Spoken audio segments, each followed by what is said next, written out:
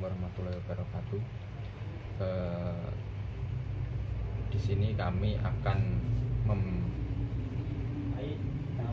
mempresentasikan terkait tentang tugas yang diberikan oleh dosen pengampu Bapak Habibi, yang mana terkait tentang bab nikah dari kitab Du'aul Misbah. Bismillahirrahmanirrahim.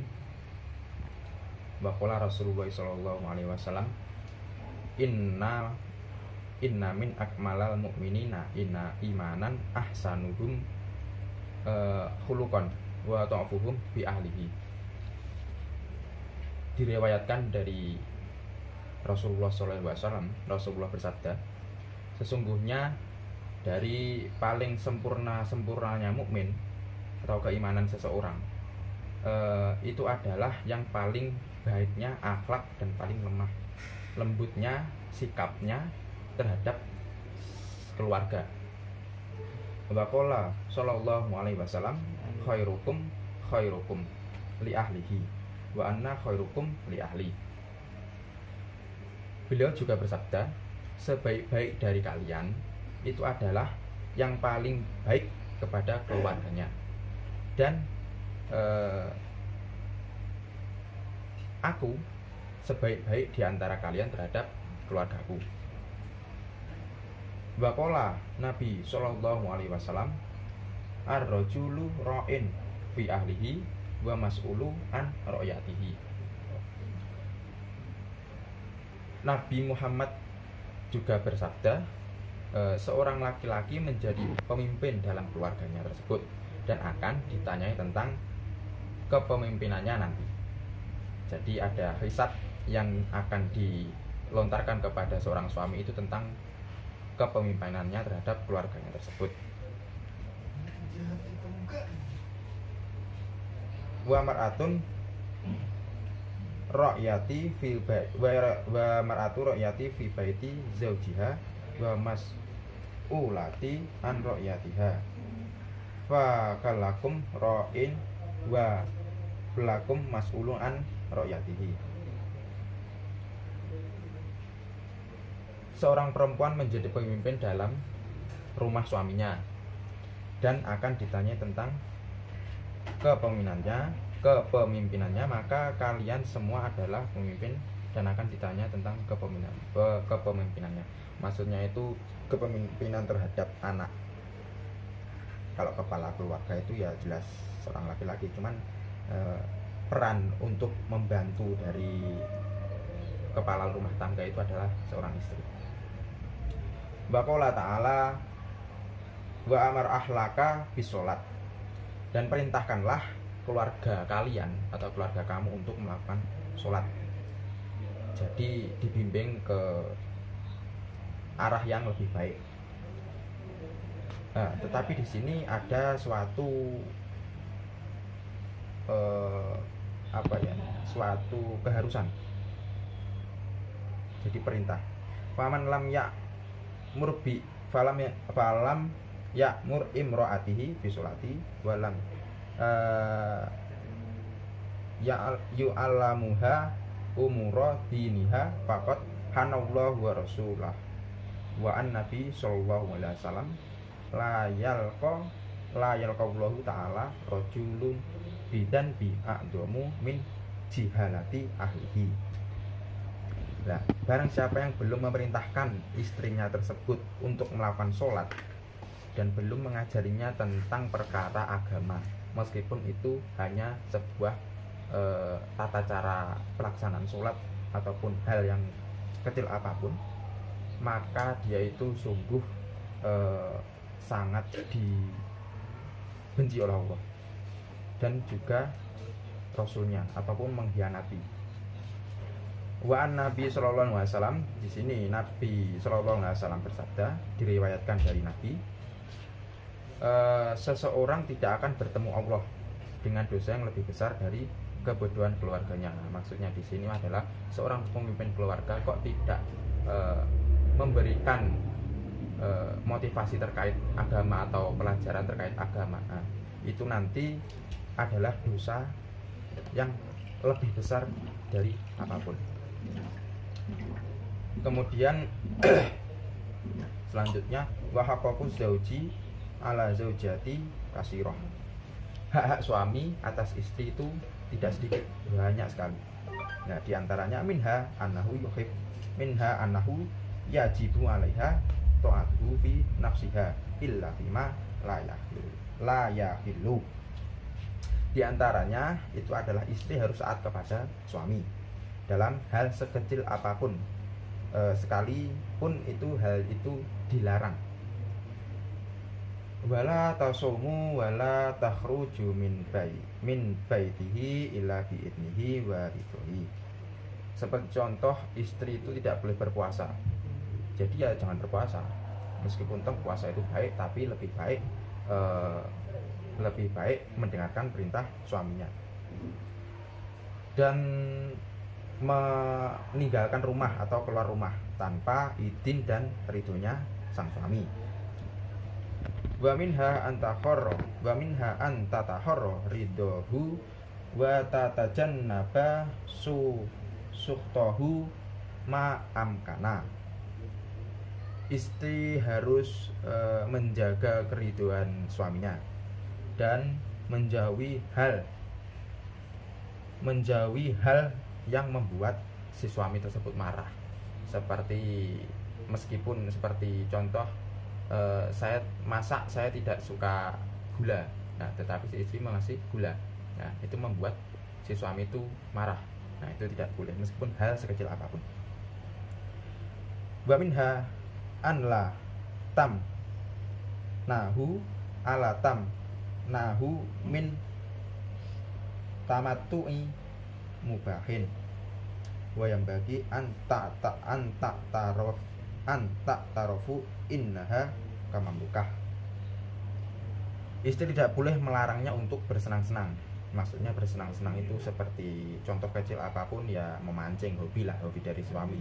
Kalau istri melarang itu tidak boleh. Terus melarang bersenang-senang dengannya maksudnya itu berhubungan suami istri, dan mengakui bahwa dia itu seperti budaknya, suruh melayani suaminya setiap hari contoh. Nah, terus yang istri itu sambat, saya kok malah seperti budak, itu tidak boleh. Fala tatasarrufu fi malihi ila bi'idnihi.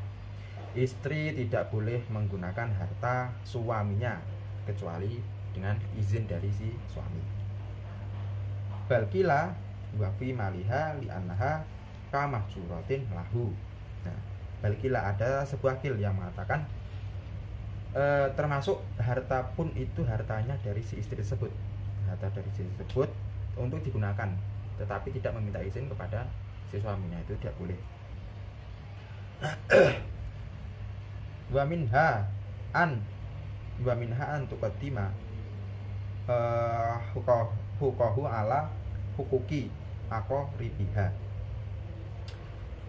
Istri harus mendahulukan hak dari si suami tersebut daripada hak kerabatnya, meskipun itu adalah orang tuanya sendiri.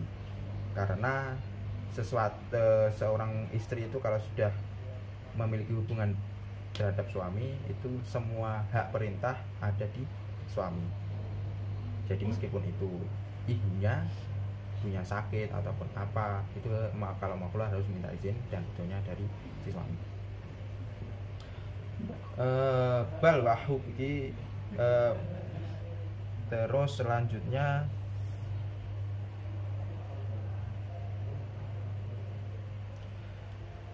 bal wahukun nafsiha fi ba'di suriha. Nah, meskipun si istri tersebut menginginkan sesuatu terhadap haknya sendiri, tapi si suami itu ingin haknya segera terpenuhi, nah itu tidak boleh mementingkan dirinya sendiri, harus didahulukan haknya dari si suami tersebut, meskipun dalam hal merias diri lah, mandi ataupun apa dan lain-lain. Wa minha antakuna musta'idatan li tamattuhi biha bima taqdiru alaihi min asbabi lanjufah.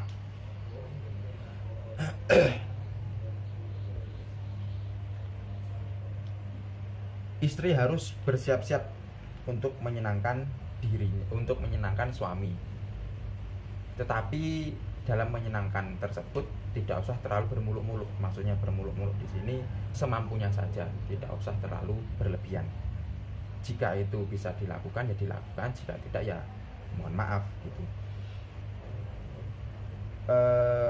Setelah itu selanjutnya wala taftakhiru alaihi bijamaliha wala tu wairu wala tu airuhu bi qabhi fihi. Terus istri itu tidak boleh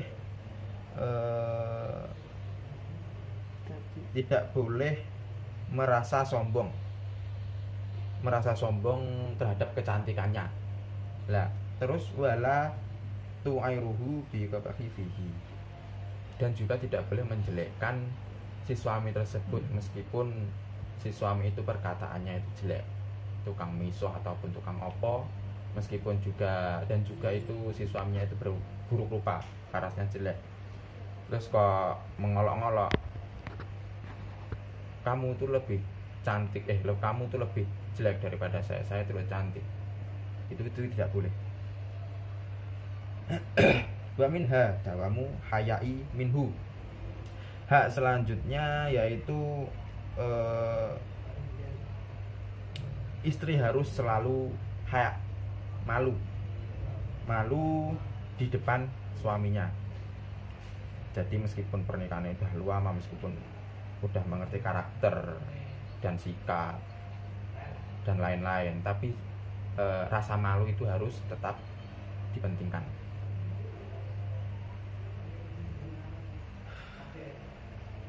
Selanjutnya sampai mana tadi? Wahuddu torfiha kodamahu, dan menundukkan torfiha penglihatan di hadapan suaminya. Jadi nggak boleh ngedeng, nggak boleh macicil lah kata Jawa, pelelang milii. Selanjutnya wa ta'atu li amrihi wa sukutu inda kalamihi. Istri harus taat kepada perintahnya suami dan diam ketika suami itu berbicara ataupun memberikan nasihat. Jadi jangan kalau di nasihati sama suami tidak boleh menjawab, nadanya tinggi, tidak boleh. Wa qiyamu inda qudumihi wa khurujihi.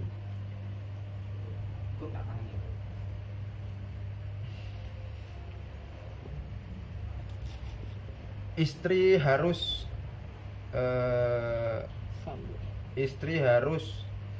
menyambut ketika suami itu datang maupun keluar. Jadi meskipun si suami itu datang maupun keluar harus menyambut. Biasanya kan yang sekarang terjadi problem itu kan pernikahan udah lama, jadi rasa dari mawaddah itu berkurang. Wis pokok aku sudah di bojomu, rasa toleransi terhadap suami itu sekarang jadi berkurang. Wa minha ardu nafsiha alaihi inda naumin. Istri harus menawarkan. Lah, menawarkan di sini bukan menawarkan makan, menawarkan hal-hal yang lain-lain, tapi menawarkan di sini adalah menawarkan dirinya kepada si suami ketika hendak tidur. Jadi ya dirayu lah, ojo kok sing njaluk iku malah sing bojone. Lah iso sing njaluk iku dari pihak si istri. Mas purun. Nah, ngoten niku. Sing paling dipingini seorang suami ketika memiliki istri ya kata-kata itu, Mas purun, bukan malah Dik, Mas pengen. Nah, malah sebaliknya yang terjadi sekarang. Mungkin saya juga belum mengalami. Selanjutnya wataraku wahyanatin inda ghaibatihi fi farashihi au malihi. Nah,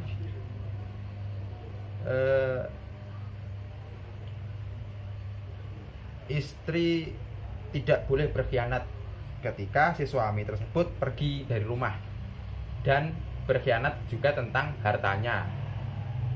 Ketika ditanya, "Dek, uang belanja masih ada?" Habis lah, ternyata uangnya itu masih ada. Lah itu kan khianat, salah satu contoh khianat tentang harta kepada si suami. Wati bunraihati lahu, dan memakai wangi-wangian. Coba ampune lebus gak tawadus, memakai wangi-wangian. Selanjutnya wata'udu fahmi bitib. Mulut itu jangan sampai terlihat bau, harus ikat gigi. Wa minha dawamu ziyanati fi hadrati wa tarkiha fi ghaibatihi.